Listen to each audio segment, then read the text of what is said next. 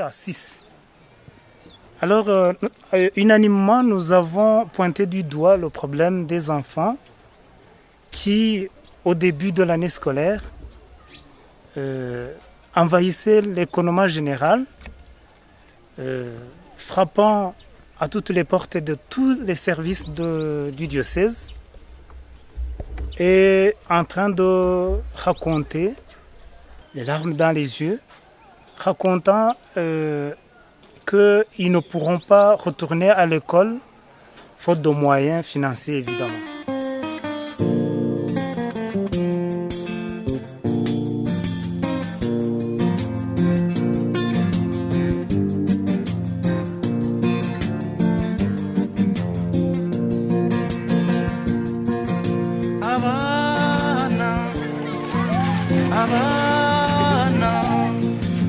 Au Rwanda, le secteur de l'éducation est appelé à jouer un rôle important dans la reconstruction sociale et le développement économique du pays. Ceci en formant à nouveau les ressources humaines qui furent la cible privilégiée du génocide rwandais de 1994. Cette tragédie qu'a connue le Rwanda a aussi augmenté considérablement le nombre de groupes vulnérables.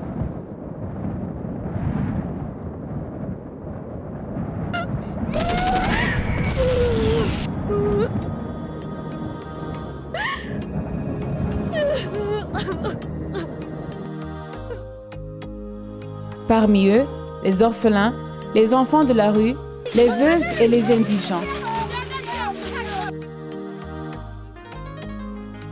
Conscient de la nécessité de l'accès à l'éducation des enfants rwandais vulnérables, quelques parents basés à Butare, au sud du Rwanda, se sont mis ensemble pour voir comment venir en aide à ces enfants vivant dans des conditions très difficiles, diversifiées.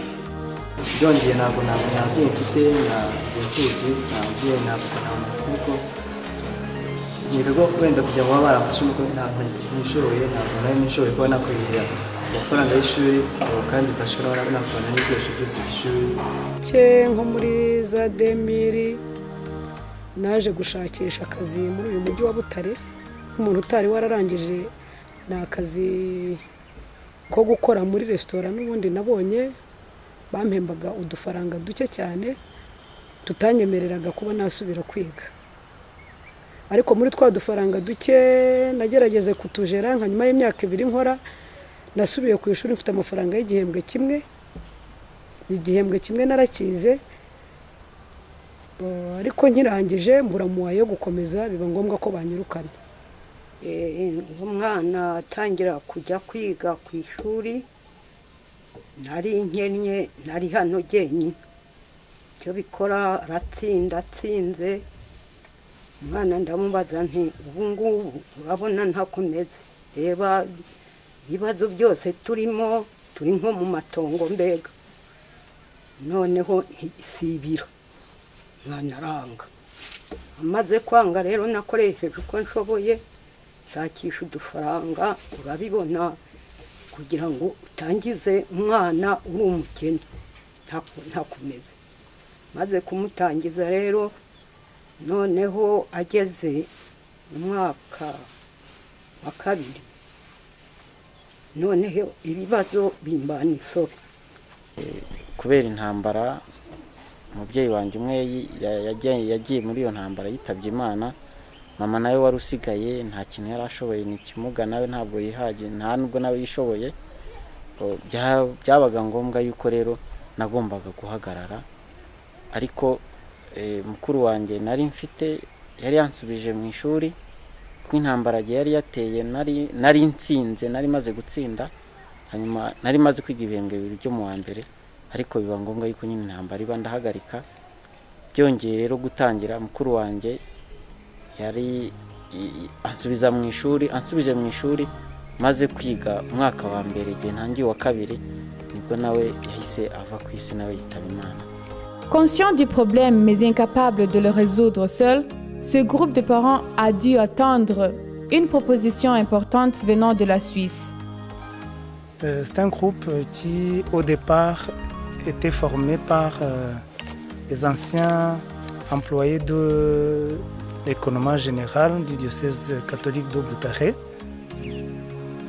Plus précisément, ils étaient dans le service d'animation théologique qu'on appelait SAT.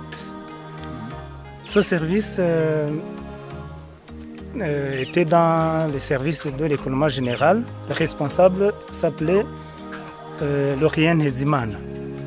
Alors un jour, Laurien nous a présenté une lettre qui était écrite par une Suissesse du nom d'Antoinette Brutin. Leur demandant en quoi elle pouvait les aider, cette main bienveillante d'Antoinette Brutin les a poussés à formuler une problématique en matière de l'éducation des enfants vulnérables. Alors, à partir de cela, nous avons formulé une problématique dans une lettre que nous avons envoyée à Antoinette. Et elle a répondu vraiment positivement. Et elle s'est mise à la recherche des fonds en Suisse. Elle est parvenue, avec ses amis de Suisse, à mettre en place une association de bienfaiteurs dénommée Grandir à Boutaré qui mobilise les fonds pour aider nos enfants. À ce moment-là, on était à 6, mais quelques temps après, nous avons intégré 2 animateurs paroissiaux. Alors on arrivait à 8 personnes pour le premier groupe. Se dénommant association Groupe Nos Enfants, ses parents se sont fixés des objectifs importants, dont celui d'aider les enfants à avoir plus d'humanisme dans ce monde déchiré par la haine et les conflits de toutes sortes.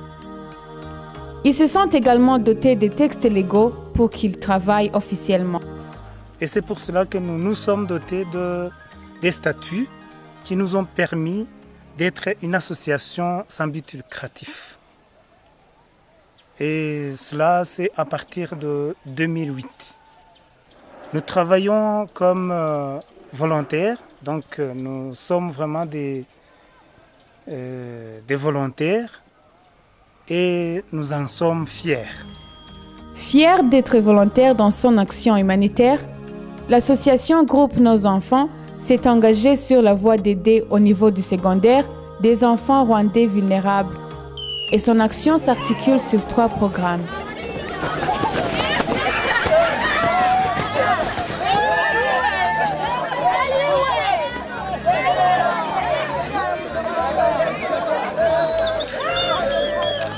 Il y a le programme d'octroi de bourse.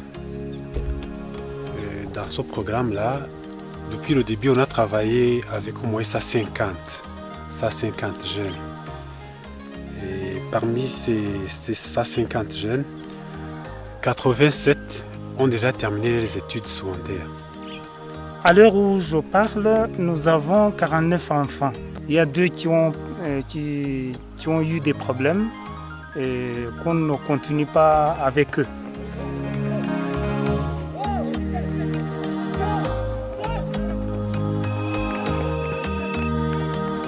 L'existence d'un autre programme, un programme qu'on a mis en place depuis 2003, parce qu'on avait remarqué que justement, il ne suffisait pas de donner, d'assurer la scolarité à ces jeunes-là, tout simplement, pour qu'on puisse être sûr que ces jeunes-là deviennent vraiment des vrais hommes.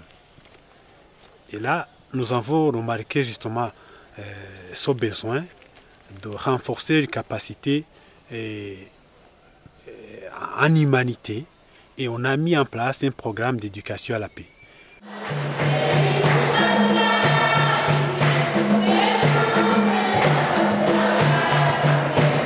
Grâce à l'appui d'une ONG néerlandaise, CMC, nous avons essayé donc de planifier annuellement des actions qui visent à promouvoir la culture de la paix parmi nos jeunes.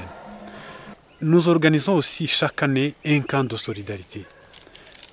Donc c'est un camp qui dure normalement une semaine, et pendant une semaine, ces jeunes apprennent à travailler. nous savons justement que ces jeunes-là n'ont pas d'argent, mais ils ont de la force. Ils peuvent vraiment contribuer à l'amélioration des conditions de vie des personnes les plus démunies en s'investissant eux-mêmes.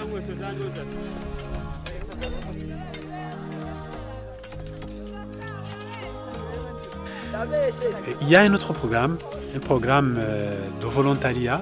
C'est un nouveau programme qu'on a expérimenté depuis aussi 2 ou 3 ans. Nous voulons encourager à ces jeunes-là de participer à la reconstruction du pays, et de promouvoir cette culture de volontariat, cette culture d'aider les autres sans attendre de récompense. icyo nshyize imbere ni ukugira neza kandi ni ugutekereza ku bantu bari mu bibazo batandukanye nk'uko Nozamfa yadutekerejeho ikatugirira neza tutayizi. Nanjye numva nindangiza icyo nzaba ndi cyo cyose n'icyo nzaba nkora cyose ntabwo nzibagirwa uwo ari we wese ufite ibibazo kandi utishoboye. Numva kugira ngo mbashimire nabo bazabone yuko icyo bakoze batakoreye ubusa, ari uko nzagira nanjye nibura hakabaho umwihariko wanjye nkavuga nti aba n'abanjye ndabarera nk'uko narezwe. Les résultats de leur action bienveillante sont tangibles, surtout qu'un nombre important des élèves ayant bénéficié de l'aide de l'association ont terminé avec succès leurs études secondaires et contribuent actuellement dans le développement de leur pays en général et de leur bien-être individuel et familial en particulier. Les enfants qui ont terminé, il y en a qui ont du travail, il y en a qui travaillent dans les écoles primaires, ils sont éducateurs et éducatrices dans les écoles primaires, dans les écoles secondaires. Il y en a d'autres qui travaillent dans différents domaines, l'agriculture, la santé. Il y en a d'autres qui sont dans différentes universités du pays et instituts, mais aussi il y a d'autres qui sont en chômage. Le chômage de quelques anciens élèves étant un défi réel, d'autres défis sont très importants mais aussi particuliers. Le plus grand défi que nous affrontons, c'est la demande qui dépasse de loin notre capacité. L'aide que nous recevons, et je dirais que c'est insignifiant par rapport à la demande que nous avons maintenant.